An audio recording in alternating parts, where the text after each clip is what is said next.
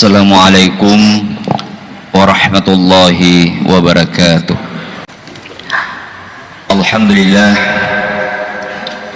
Alhamdulillahilladzi ja'ala darad dunya daral amal wa laysa lahu daral jazaa wa ja'ala daral akhirah daral jazaa wa laysa lahu daral amal. Asyhadu an la ilaha illallah wahdahu la syarika lah, iyyahu na'budu wa iyyahu nasta'in, wa asyhadu anna Muhammadan abduhu wa rasuluh la nabiyya ba'dah. Allahumma salli ala sayyidina Muhammadin wa ala alihi wa ashabihi ajma'in. Amma ba'du, fa ya ibadallah, ittaqullaha haqqa tuqatih wa la tamutunna illa wa antum muslimun. Qala Allah ta'ala fi kitabil karim wa huwa asdaqul qailin. A'udzu billahi minasy syaithanir rajim. Bismillahirrahmanirrahim. Laqad kana lakum fi rasulillahi uswatun hasanah liman kana yarjullaha wal yawmal akhir wa dzakarallaha katsira. Wa qala aidan wa innaka la'ala khuluqin 'azim. Shadaqallahul adzim wa ballaga rasulul karim wa nahnu minasyakirin wa syahidin. Jamaah Jumat yang dirahmati Allah Subhanahu wa taala, Rasulullah Muhammad sallallahu alaihi wasallam diutus oleh Allah ke muka bumi ini liutammima makarimul akhlak. Salah satu tugas utamanya adalah menyempurnakan akhlak manusia. Karena ternyata jemaah yang berbahagia, akhlak itu merupakan sesuatu yang sangat penting, tetapi kadang-kadang kita lupakan. Kadang-kadang kita lebih mengutamakan menegakkan syariat, menegakkan hukum, tapi kadang-kadang kita melupakan menyertai dengan akhlakul karimah. Kadang-kadang dalam kehidupan sehari-hari kita mendahulukan hitam dan putih, tapi kita mengabaikan menerapkan nilai-nilai akhlak. Padahal Rasulullah Muhammad SAW banyak memberikan contoh bagaimana begitu banyak orang yang masuk dalam agama Islam dengan penuh keikhlasan. Itu karena melihat akhlak Rasulullah Muhammad SAW.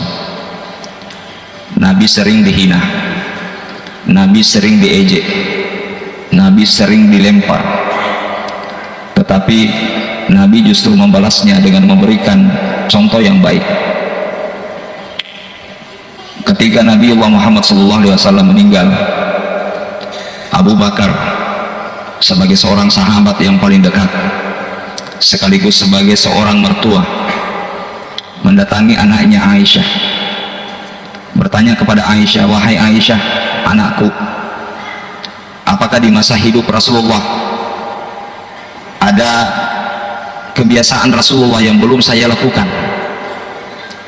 Jangan sampai ada yang pernah Nabi lakukan tapi saya belum lakukan." Ini juga tentu contoh yang mulia jemaah yang berbahagia. Seorang sahabat mulia Abu Bakar tidak berhenti mencari apa yang pernah dilakukan oleh Nabi. Dia telusuri apa gerangan perilaku Nabi yang pernah dilakukan Nabi semasa hidupnya yang belum dia tiru.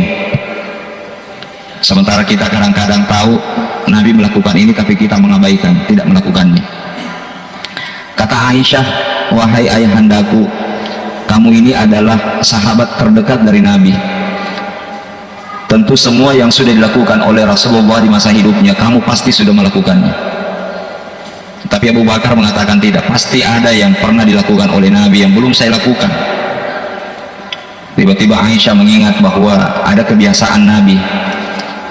Di setiap pagi dia selalu mengantarkan makanan seorang wanita tua di sudut pasar kota Madinah.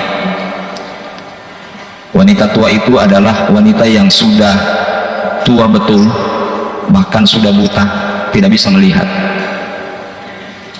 Dan ini ternyata Rasulullah hampir setiap hari melakukan ini, mengantarkan makanan untuk perempuan tersebut.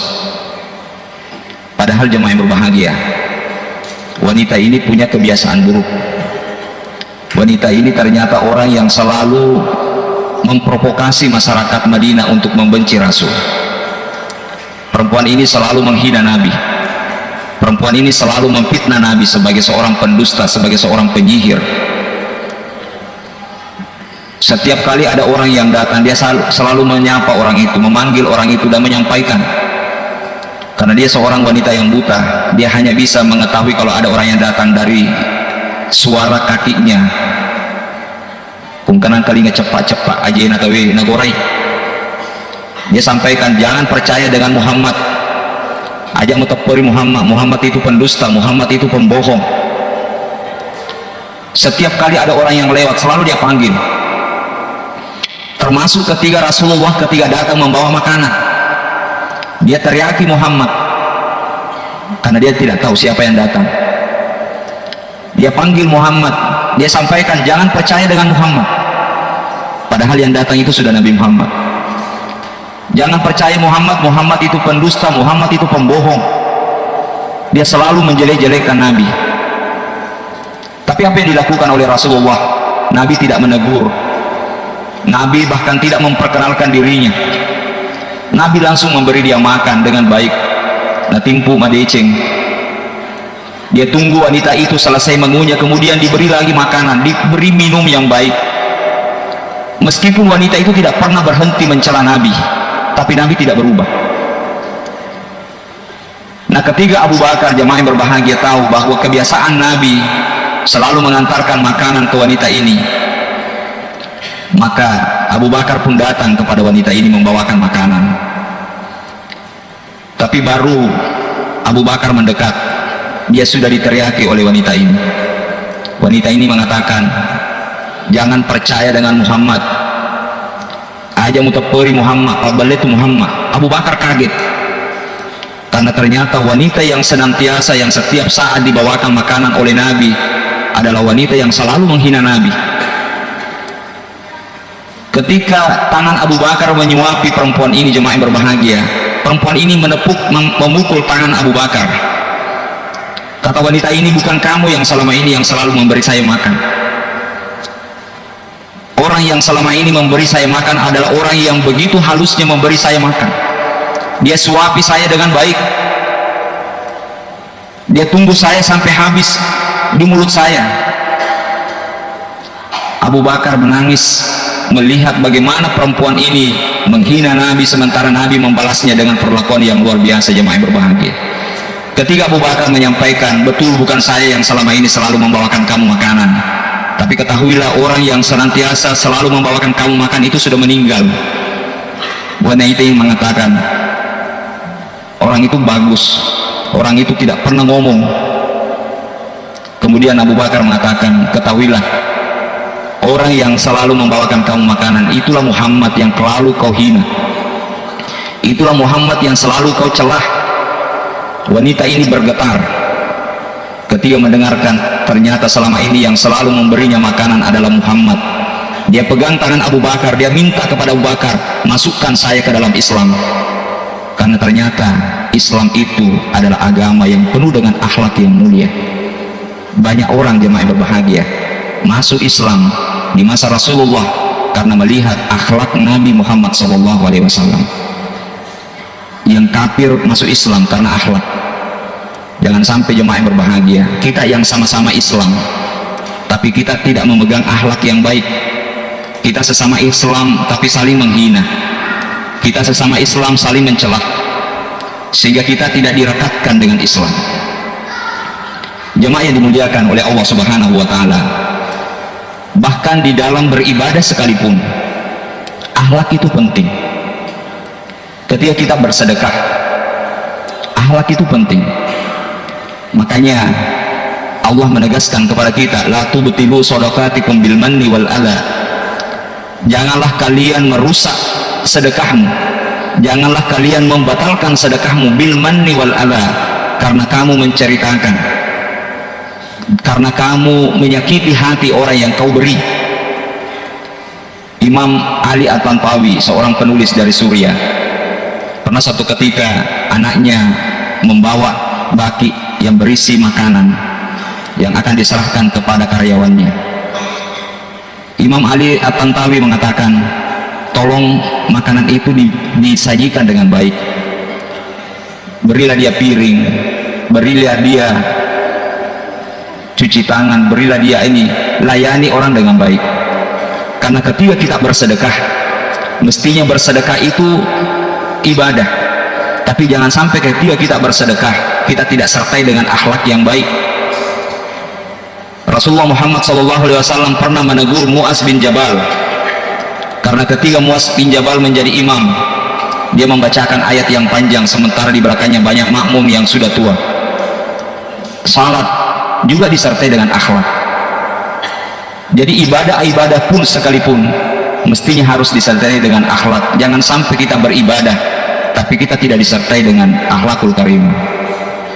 Terakhir jemaah yang berbahagia, Syekh Muhammad Abduh ketika kembali dari Eropa, melihat perkembangan di Eropa, beliau berpidato di hadapan mahasiswanya di depan Universitas Al-Azhar Kairo, Mesir. Dia berpidato, salah satu pidatonya dia menyampaikan, katanya, di Eropa ra'aitul Islam walam aral muslimin. Di Eropa sana, negara yang bukan Islam, negara yang hanya minoritas Islam, mereka banyak yang tidak beragama, tapi kata Syekh Muhammad Abduh di sana di Eropa, ra'aitul Islam walam aral muslimin.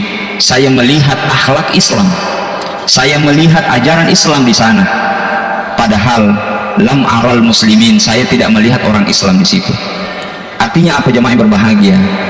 Jangan sampai kita umat Islam tapi tidak mengamalkan akhlak yang mulia, sementara orang yang Islam justru mengamalkan akhlak yang mulia.